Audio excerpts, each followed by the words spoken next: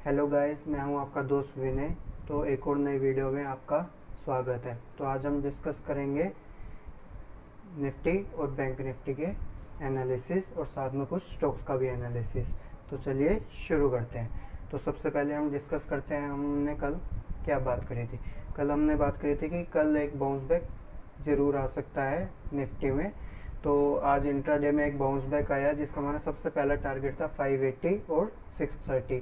तो exactly Nifty ने bounce back लिया लोअर लेवल से और 580 को क्रॉस करके 630 पे रेजिस्टेंस लेके वो नीचे आ गया वापस। और अगर हम बैंक निफ्टी में बात करें तो हमने बैंक निफ्टी में बात करी थी कि अगर ये कल गैप डाउन ओपन होता है तो हम 280 के स्टॉप लॉस से बाइंग कर सकते हैं, जिसका सबसे पहला टारगेट होगा 480 और 700। तो बैंक निफ्टी ने गैप डाउन दिया और उसके बाद इसमें सबसे पहले बाउंस बैक आया तो इसने सबसे पहले 480 के लेवल को अचीव किया और सेकेंडली 700 के लेवल को अचीव किया और वहाँ से सेल ऑफ आ गया। तो हम डिस्कस करते हैं अब कल क्या हो सकता है। सबसे पहले हम एफ&ओ डेटा देखते हैं। एफ ने आज फ्रेश 12,000 कॉन्ट्रैक्ट शॉर्ट बनाए हैं और वहीं अगर हम लॉन्ग साइड पे देखें तो इन्होंने अप्रोक्सीमेटली 17,000 कॉन्ट्रैक्ट्स अनवाइंड करे हैं। और अगर हम प्रॉप डेस्क पे जाके देखें तो इन्होंने 5,000 कॉन्ट्रैक्ट शॉर्ट्स अनवाइंड करे हैं और फ्रेश अराउंड 12,000 कॉन्ट्रैक्ट्स लॉन्ग्स बनाए हैं।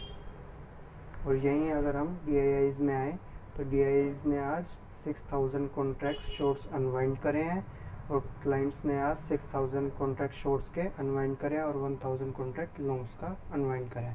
तो अगर हम एफ&ओ डेटा के हिसाब से देखें तो फ्यूचर्स के डेटा में इंडेक्स के तो एफ आज बेयरिश गए हैं, प्रॉप डेस्क आज बुलिश गया है और डी और क्लाइंट्स आज कुछ खास चेंजेस नहीं करके गए हैं।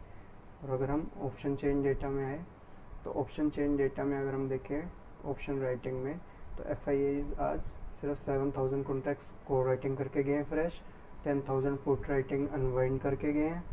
और अगर हम प्रॉप डेस्क देखें तो ये मोर देन 1,90,000 कॉन्ट्रैक्ट्स को राइटिंग करके गए हैं फ्रेश और 20,000 कॉन्ट्रैक्ट्स अनवाइंड करके गए हैं पुट राइटिंग के। और क्लाइंट्स में आए तो इन्होंने पुट राइटिंग में थोड़ी सी अनवाइंडिंग करी है 5,000 कॉन्ट्रैक्ट्स की और कोर राइटिंग में इन्होंने फ्रेश बिल्डअप किया मोर देन 4 लाख कॉन्ट्रैक्ट्स का। तो अगर हम ऑप्शन राइटिंग में देखें तो एफ कुछ ज़्यादा चेंजेस नहीं करके गए हैं, लेकिन हम प्रॉप डेस्क में देखें तो ये आज बियरिश गए हैं और अगर रिटेलर भी देखें तो बियरिश गए हैं। और अब हम देखते हैं ऑप्शन बाइंग का डाटा। अगर हम बाइंग में देखें तो कॉल लॉन्ग्स में आज 25,000 कॉन्ट्रैक्ट्स अनवाइंड करें एफ ने और 3,000 कॉन्ट्रैक्ट्स पुट्स में लॉन्ग करे हैं। और अगर हम प्रॉप डेस्क में देखें तो इन्होंने 36,000 कॉन्ट्रैक्ट्स अप्रोक्सीमेटली लॉन्ग करे हैं पुट्स में और 50,000 कॉन्ट्रैक्ट्स के आसपास कॉल लॉन्ग करके गए हैं। और क्लाइंट्स आज पुट्स अपनी अनवाइंड करके गए हैं अप्रोक्सीमेटली 80,000 कॉन्ट्रैक्ट्स और कॉल लॉन्ग करके गए हैं approximately more than 5 lakh contracts. तो हम सबसे पहले आ जाते हैं निफ्टी पे। निफ्टी की सबसे पहले ऑप्शन चेन देख लेते हैं हम वीकली आज क्या हुआ। एज एक्सपेक्टेड जैसे हमने कल डिस्कस किया था कि आज अगर गैप डाउन ओपन हुआ तो हम एक एक्सपेक्ट कर रहे हैं कि एक बाउंस बैक ज़रूर आएगा और वो बाउंस बैक आया। लेकिन उस बाउंस बैक के दौरान क्या हुआ, 17,400, 17,500, 17,600 के लेवल पे कॉल राइटिंग हो रही थी जो अनवाइंडिंग नहीं हुई। और उसके साथ ही एक लेवल पे 17,600, 17,500 के पुट राइटर्स एक्टिव हो गए थे, लेकिन कोर राइटर्स ने उनको हावी नहीं होने दिया और उनकी अनवाइंडिंग स्टार्ट हो गई। तो आज क्या होके गया है, अगर आज हम देखें तो 17,400 से लेकर 17,600 के लेवल पे दबा के कोर राइटिंग हुई है जो हमारा रेजिस्टेंस का काम करेगा एज ए ऑप्शन चेन। और अगर हम यही नीचे देखें तो 17,400 पे हाईएस्ट पुट राइटिंग हुई हुई है जो आज हम जिसके नीचे क्लोज हुए हैं। तो कल अगर निफ्टी 17,400 के नीचे ओपन होती है तो ये पुट राइटर्स अनवाइंडिंग प्रेशर देंगे जो साथ में निफ्टी को और भी नीचे ले जा सकते हैं। तो अब हम आ जाते हैं चार्ट्स पे कि हमें क्या करना चाहिए। तो अब हम आ जाते हैं निफ्टी के चार्ट पे। कल अगर निफ्टी फ्लैट ओपन होता है तो हम वेट करेंगे इसका 340 के लेवल को ब्रेक करने का। अगर ब्रेक करता है तो हम शॉर्ट कर सकते हैं 280 और 225 के टारगेट के लिए। अगर कल ये फ्लैट ओपन होता है तो ऊपर के लिए अगर ये ऊपर बाउंस बैक करता है और 440 के लेवल को तोड़ता है तो हम लॉन्ग कर सकते हैं 480 और 530 के लेवल के लिए।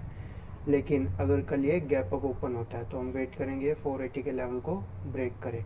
अगर ये 480 के लेवल को ब्रेक करता है तो हम 530 और 580 के लेवल को टारगेट मान के पोजीशंस बना सकते हैं। अगर ये कल गैप डाउन ओपन होता है तो हम वेट करेंगे ये 280 के लेवल को ब्रेक करे, जिस पे हमारा पहला टारगेट होगा 225, दूसरा टारगेट होगा 17160। तो अब हम आ जाते हैं बैंक निफ्टी की ऑप्शन चेन में। अगर हम बैंक निफ्टी की ऑप्शन चेन में देखें तो आज 37,200 से लेकर 37,800 तक दबा के कोर राइटिंग हुई है, और अगर पुट राइटिंग में देखें तो यहाँ पे अनवाइंडिंग हुई है। तो अगर हम मैक्सिमम ओपन इंटरेस्ट के बेसिस पे अगर सपोर्ट देखें तो वो होएगा 37,000 पे, और अगर हम मैक्सिमम ओपन इंटरेस्ट के बेसिस पे रेजिस्टेंस देखें तो वो होगा 37,500 पे। तो अगर आज देखा जाए तो बैंक निफ्टी ज़्यादा वीक थी एज़ कंपेरिजन टू निफ्टी। तो हम आ जाते हैं इसके चार्ट्स पे। अगर हम बैंक निफ्टी का चार्ट देखें तो आज बैंक निफ्टी क्लोजिंग में हमारे पुराने रेजिस्टेंस के लेवल पे सपोर्ट लेके गया है। कल अगर बैंक निफ्टी फ्लैट ओपन होती है तो हम इसका वेट करेंगे ये 36,800 के लेवल को ब्रेक करे। अगर ब्रेक करता है तो हमारा पहला टारगेट होगा 36,600 और दूसरा टारगेट होगा 52248। और अगर कल ये फ्लैट ओपन होने के बाद ऊपर की तरफ जाता है तो हम सबसे पहले इसका वेट करेंगे 37,280 के लेवल को ब्रेक करे। अगर 280 के लेवल को ब्रेक करता है तो हमारा पहला टारगेट होगा 480 का और दूसरा टारगेट होगा 700 का। और कल अगर ये गैप अप ओपन होता है तो हम वेट करेंगे ये 280 के ऊपर सस्टेन करे। अगर सस्टेन करता है तो हम लॉन्ग कर सकते हैं, पहला टारगेट 480। और अगर कल ये गैप डाउन ओपन होता है तो हम इसका पहला वेट करेंगे 36,800 के लेवल को ब्रेक करे और सस्टेन करे। अगर ये सस्टेन करता है तो हमारा पहला टारगेट होगा 36,600 का। तो अब हम आ जाते हैं अपने स्टॉक्स के एनालिसिस पे। तो सबसे पहले हम डिस्कस करते हैं मेटल सेक्टर के एक स्टॉक में जिसमें आज बहुत ज़्यादा बिकवाली आई है। आज मेटल सेक्टर ओवरऑल ही प्रेशर में था because of multiple news factors. तो सबसे पहले हम देखते हैं टाटा स्टील को। आज टाटा स्टील में 10% का लोअर सर्किट लगा। तो अगर हम देखें तो टाटा स्टील आज बंद हुआ है 1250 के लेवल के अराउंड। तो अगर यहाँ से अगर हम चार्ट्स पे देखें तो सबसे पहले इसका सपोर्ट बनता है 1230। अगर ये 1230 के लेवल को भी ब्रेक कर देता है तो इसके बाद इसका सेकंड जो सपोर्ट लेवल है इसके बाद वो होगा 1180 के आसपास, और थर्ड सपोर्ट है 1140 के आसपास। और अगर ये यहीं से बाउंस बैक देता है तो इसको रेजिस्टेंस फेस करना होगा 1280 और सेकंड रेजिस्टेंस होगा 305 के आसपास। तो अब हम आ जाते हैं इसकी ऑप्शन चेन में। अगर हम ऑप्शन चेन में देखें तो इसमें कोर रेटिंग दबा के हुई है 1300 से लेकर 1400 तक के लेवल पे। लेकिन अगर हम पुट राइटिंग में देखें तो कुछ खास पुट राइटिंग नहीं हुई है। और अगर हम पुट राइटिंग में देखें तो पुट राइटिंग में थोड़ी सी आज राइटिंग हुई है 1200 के लेवल पे, 1220 एंड 1240 के लेवल पे। और कोर राइटिंग जो हुई है वो डिसाइसिव 1300 के लेवल पे हुई हुई है। अगर टाटा स्टील को कोई बाउंस बैक देना है ज़बरदस्त तो उसको 1300 लेवल को तोड़ना होगा। कोई भी बाउंस बैक आएगा 1300 के लेवल तक तो वो सेलिंग के लिए यूज़ किया जा सकता है। तो Tata steel as of now sell on rise category में है। तो अब हम आ जाते हैं अपने सेकंड स्टॉक में। अगर हम अपने सेकंड स्टॉक में देखें जिसका नाम है अदानी एंटरप्राइजेज, जो कमेंट सेक्शन में किसी ने क्वेरी पूछी थी, तो आज ये बंद हुआ है 1418 के लेवल पे।